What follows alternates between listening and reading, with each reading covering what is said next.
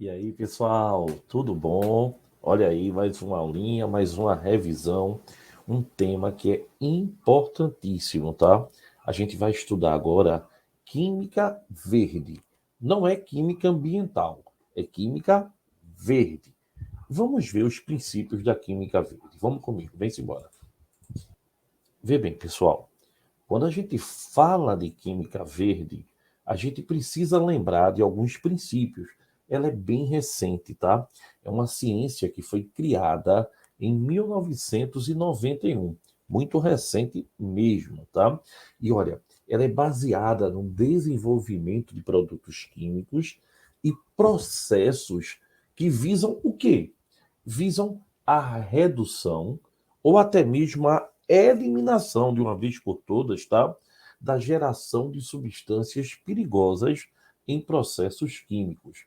Então você tem aqui, ó, o Warner e a Nastas, eles são os membros da Agência Ambiental Norte-Americana e eles foram responsáveis pela criação da Lei Nacional de Prevenção à Poluição.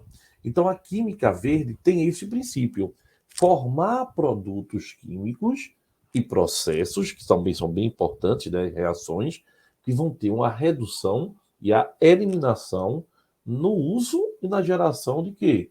De substâncias danosas ao meio ambiente, de substâncias perigosas ao meio ambiente. Então, pessoal, a palavra-chave, falou de química verde numa prova de vestibular, a palavra-chave é redução. Isso mesmo, redução, principalmente no que a gente fala de poluição ambiental. Então, o objetivo é reduzir a poluição ambiental. Então, reduzir dejetos, evitar. Olha, é tão triste. A gente anda pela nossa cidade, por exemplo, Recife. Recife é uma cidade cortada pelos rios Capibaribe e o rio Beberibe. E a gente anda pela cidade, pessoal, e os rios são extremamente poluídos. Isso não é uma característica só de Recife, né? Das cidades brasileiras até são piores do que o que a gente vê aqui. Então, reduzir dejetos, reduzir materiais plásticos, por exemplo, jogados no meio ambiente de forma totalmente irresponsável, reduzir o risco de substâncias químicas, acidentes às empresas, reduzir o gasto de energia em excesso, reduzir a toxicidade de reagentes que são usados em reações químicas. Então, quando a gente fala de reduzir, é exatamente isso. É você fazer o quê? Reduzir todos esses males e, com isso, você contribuir para um meio ambiente equilibrado. Então, pessoal, a química verde vai ter alguns objetivos. Prevenção. Prevenção. Prevenção. É melhor prevenir do que depois do acidente tomado, você tem que ter alguma atitude. Então, prevenção é muito melhor. É um ato inteligente, tá certo? A prevenção é melhor prevenir a formação de subprodutos do que tratá-los depois que eles forem formados. Isso aí é bastante lógico. Você consegue perceber isso, embora não seja feito no nosso país como deveria ser. No nosso planeta, infelizmente. Mas o nosso microcosmo aqui, o nosso país também não forma, não. Então, pessoal, se há diminuição ou escassez de resíduos do lixo, o lixo químico também, tá? Então, logicamente, imediatamente diminui a necessidade de tratar. Se você não tem lixo, você não precisa tratar o lixo. Se você tem menos lixo tóxico, você precisa tratar menos. Então, você tem que fazer o quê? Diminuir o descarte de forma qualquer na natureza. Outro ponto, economia ou eficiência atômica. Pessoal, isso é um tema muito interessante da química. Veja, a gente tem aqui uma reação química. A chamada síntese verde, tá? Ela vai ter uma característica. A massa dos reagentes é convertida em produtos não, tá? Não produzindo resíduos que depois vão ser descartáveis. Por exemplo, aqui eu tenho um composto que é o benzeno e eu tenho o bromo, BR2. Vai dar HBr e o bromo benzeno. uma reação de substituição. Olha bem, pessoal, a gente tem como objetivo o bromobenzeno. O HBr, ele é um resíduo da reação. Então, como é que eu calculo a economia ou eficiência atômica? É fácil, veja. Eu pego a massa molar do meu produto principal, tá certo? Que foi o bromobenzeno, que pesa 157,01, e pego a massa molar dos reagentes que eu usei. Então, eu usei o benzeno, que é 78,12, e o bromo BR2, que é 159,8. Multiplico por 100 para dar em percentagem ou porcentagem, né?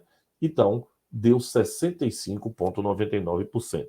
Isso quer dizer o quê? O meu produto aqui, ele só tem 65,99%, 66% do que eu usei no reagente.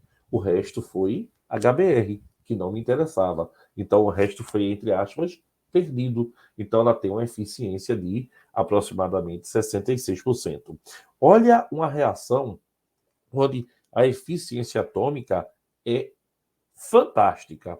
Eu tenho aqui o composto inicial, tá certo? Onde a massa molar é 120, ele reage com HBr para formar um único produto. Olha, já não tem resíduo, concorda? Não tem subproduto. Então, quem é a massa molar do produto? A massa molar do produto é 201,89 e não tem mais ninguém. E quanto é que eu usei de reagente? 120 mais 98 mais 80,91 vezes 100 para achar em percentagem, isso dá 100%. Então, tudo que eu usei no reagente formou no produto.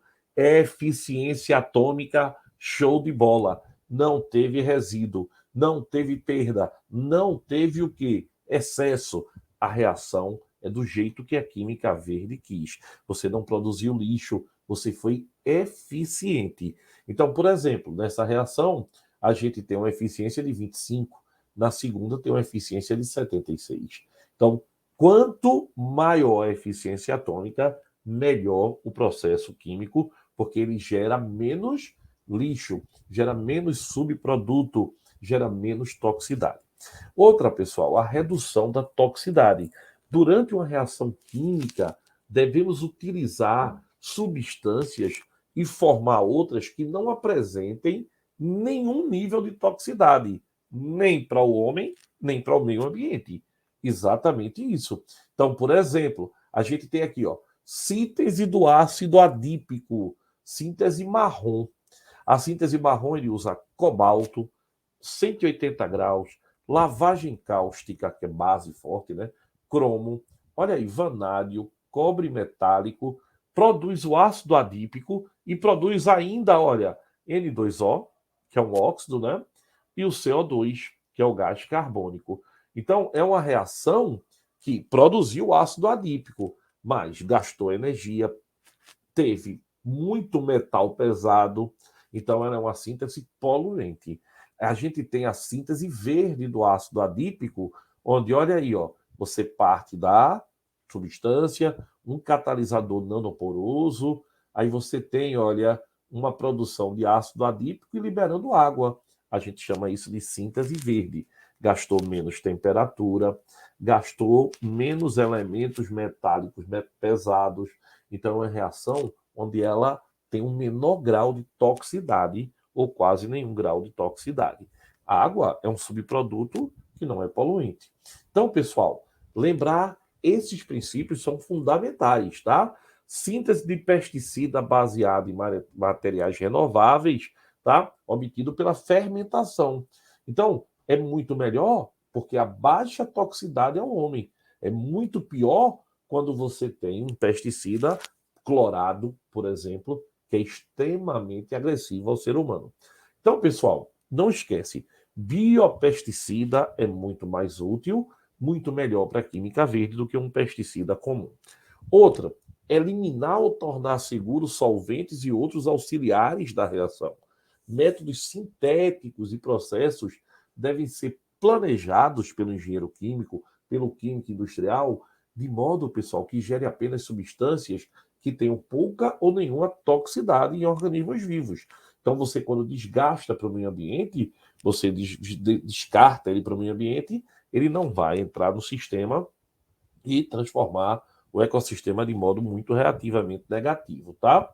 E outro processo é um processo que é importantíssimo, otimizar o uso de energia.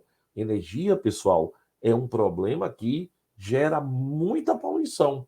Então, quanto menor a quantidade de energia utilizada, tá? E se você tiver que usar essa energia, que ela venha de uma fonte renovável. Então, se ela vem de uma fonte renovável, você vai ter o quê?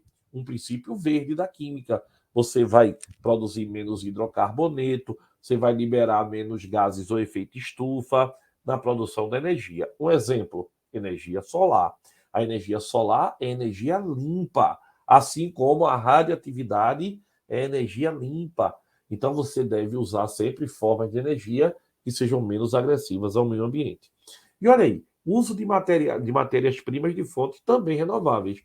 Plástico. Você vai usar o plástico? Usa o bioplástico. Usa o plástico verde que vem da cana-de-açúcar. Então, isso você vai ter uma retirada. Por exemplo, o plástico verde que vem da cana-de-açúcar, ele não é biodegradável, mas ele tem uma vantagem. Ele vem de uma matéria que é renovável e também tira todo o ciclo do petróleo, porque o plástico normal, ele vem do petróleo. E vindo do petróleo, o que é que acontece? A cadeia petróleo, aí o petróleo vai sofrer nafta, a nafta vai dar craqueamento até chegar no eteno, é muito poluente. Quando você vem da cana-de-açúcar, o processo é bem menos poluente. Então, isso é agradável para a química verde. E evitar derivações desnecessárias. Isso aí é até um bom senso, né? Indica a utilização de substâncias no processo químico, tá? Que são chamados bloqueadores. Os bloqueadores químicos, ele impede que a reação aconteça em várias etapas, quando não for necessário isso. Então, ele é um bloqueador ou um moderador. Então, a preparação de açúcares com maior número de carbonos pode ser por alilação, tá? Em meio aquoso, e nesse caso, o estanho, ele é um mediador, ele evita que a reação ocorra em várias etapas, um mediador. E outro é o catalisador. A gente sabe que catalisador faz o quê? Ele acelera a reação, diminuindo a energia de ativação. Então, o catalisador, geralmente, pessoal, ele é um metal, tá? E esse metal pode ser tóxico. Então a química verde diz o quê? Vamos usar catalisadores que não sejam o quê? Que não sejam tóxicos, que sejam produtos que possam ser absorvidos pelo meio ambiente. Então você tem uma catálise onde você pode ter ela sendo menos agressiva ao sistema. A síntese isenta de solventes e esses solventes sejam poluentes, tá certo? Então, pessoal, tem vários exemplos de processos onde você vai ter o princípio da química verde, tá? Desenvolvimento de produtos degradáveis após o término da vida útil, para que ele não seja lixo, para que ele não seja jogado no meio ambiente, também é um princípio. E olha aí, uma questão que caiu no Enem. Verde pode ser definida como a criação, o desenvolvimento e aplicação de produtos e processos químicos para reduzir ou eliminar o uso de geração de substâncias nocivas à saúde humana e ao ambiente.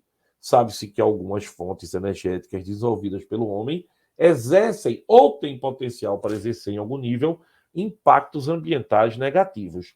E ele pergunta, à luz da química verde, métodos devem ser desenvolvidos para eliminar ou reduzir a poluição do ar causada especialmente por que tipo? Hidrelétrica, termoelétrica, geotérmica, solar e eólica. Pessoal, dessas, sem dúvida nenhuma, a mais poluente é a termoelétrica. Muito poluente, né? Queima combustível fóssil, queima carvão, extremamente poluente. À luz da química, um processo é considerado não poluente, energia limpa, quando não libera gases causadores do efeito estufa. Gostasse? Beijão. Até a próxima. Valeu.